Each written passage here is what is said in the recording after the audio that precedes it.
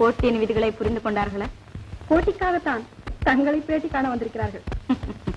பாவம் அப்பாவிகள். அப்பாவிகள் அல்ல மகாராணி, பெரிய சிப்பாய்கள் போல் தெரிகிறது.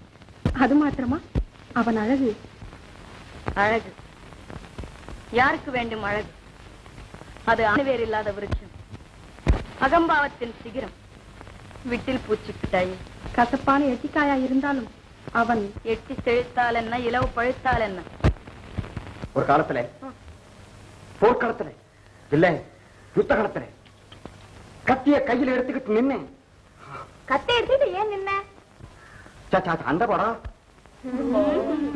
அது மாத்திரமா, இப்படி திருமண 200 பேர், அப்படி திருமண 500 பேர் அப்படியே வந்து சுத்தி வளைச்சுக்கிட்டானுங்க. என்ன ஆரம்பம்? குலாம் அசந்தானா? இல்லை, ஒரு காலம் இல்லை. உடனே தூள் தூள் தூள் பண்ணிட்டேன். என்னத்த? மிளகாய். மிளகாய் தூள் பண்ணி அவனுக்கு தெரியாம அப்படியே தூவிட்டேன். உடனே குலாம் என்ன ஆயிருக்கும்? அப்பமா சந்தானா குலாம்? இல்லை, உடனே எடுத்தேன். தாசம் வந்துடுச்சு. அடிச்சிருக்கான் பாரு. டமால் டமால் டமால் டமால் டமால் டமால் டமால் டமால் டமால்.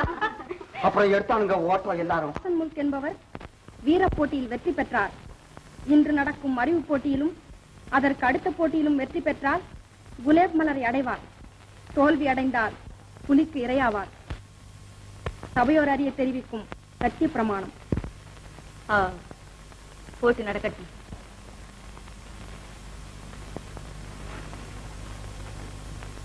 கடலின் அலைகளை எண்ண முடியுமா? முடியும். முடியுமா? ஆம், உங்கள் உள்ளத்தை அளக்க முடியுமானால்.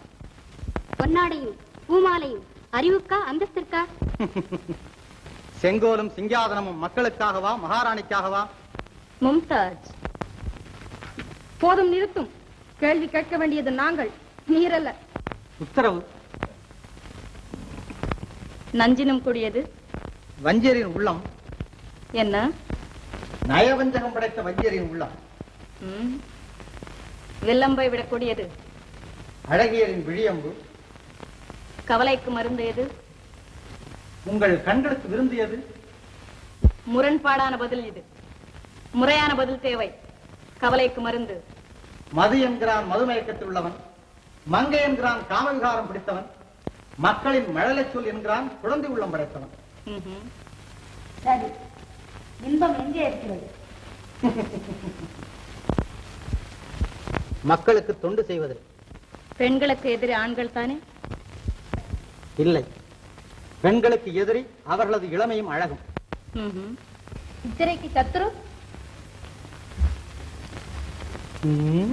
சித்திரைக்கு சத்துரு? நெருங்கி வரும் கல்யாண நாள்.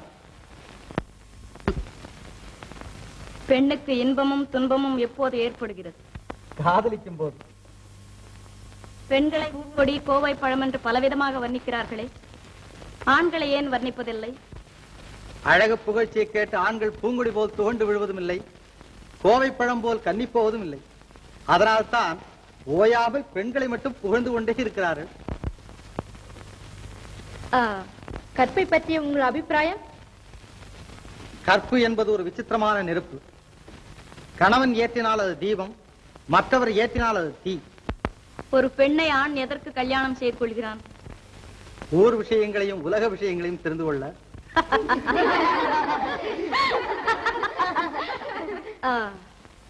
தாய்க்கு பின் தாரம் என்கிறார்களே, அது உண்மைதானே?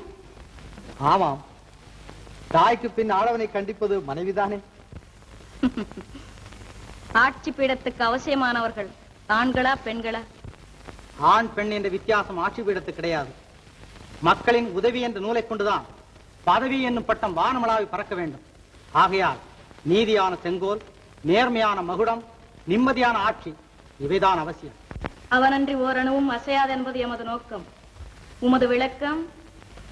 அனுபவம் முந்தியது, வேதம் பிந்தியது. அப்படி என்றால்? ஆண்டோர்கள் முதுமொழியை கேட்டு முடிவுக்கு வரும் ஆஸ்திக பெரியார்களுக்கு அவன் ஒரு ஆண்டவன், சிந்தித்து பார்த்து தன்னை சீர்திருத்திக் கொள்ளும் நாஸ்திக பெரியார்களுக்கு அவன் ஒரு அறிவாளி.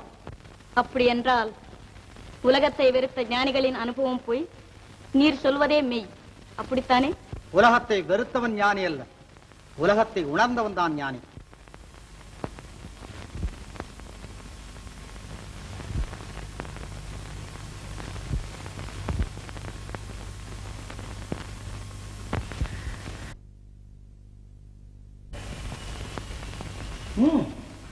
கேளுங்க.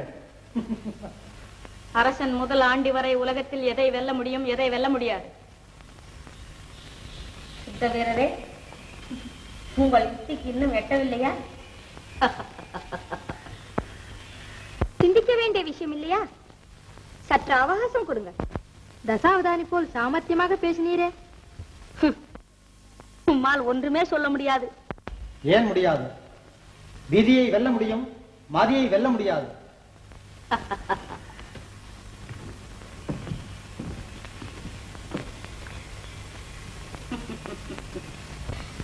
விதியை வெல்ல முடியும், மதியை வெல்ல முடியாது. தாசன், பதற வேண்டாம், பயப்படாமல் பதில் சொல்லும். பயமா? ராணி சர்க்கார், விதி என்பதற்கு சந்தர்ப்பம் என்று பொருள். ஆதாரத்துடன் விளக்கம் தேவை. ஆதாரம் என்ன? அனுபவத்தை கொண்டே சொல்ல முடியும். தனிகரும் வணிகரும் சார்வேந்தரும் தன்னை மறந்து எதிர்பாராமல் வாழ்க்கை பாதையை வழிக்கு விழுந்து விட்டால் உலகம் அவனை என்ன சொல்கிறது? அந்த உத்தமனா சத்தியநெறி தவறினான், தவறமாட்டானே, பாவம் தலைவிதி அவனை தவறச் செய்து விட்டது என்று விதியின் மேல் பழி சுமத்தி அவனை மன்னித்து விடுகிறது. ஆனால் ஒரு ஏழை அதே தவறை செய்து விட்டார், அவனை அகம்பாவி, அயோக்கியன், அநியாயக்காரன் என்று பழி சுமத்துகிறது. விதி சந்தர்ப்பம் என்ற உருவில் சிலருக்கு உதவி செய்கிறது, சிலருக்கு பாதகத்தை செய்கிறது. ஆகையால் அனுபவத்தால் கண்ட அறிவுதான் மதி, அந்த மதியால் வகுக்கப்பட்ட சட்டம்தான் விதி. அதனால் தான் அறிவுக்கு கட்டுப்பட்ட விதியை வெல்ல முடியும், மதியை வெல்ல முடியாது என்றே. உங்கள் அறிவின் திறமையை கண்டு மெச்சுகின்றோம். உங்கள் வாக்கு வன்மையை வரவேற்கின்றோம். அடுத்த போட்டிக்கு ஆயத்தமாயிரும். உத்தரவு.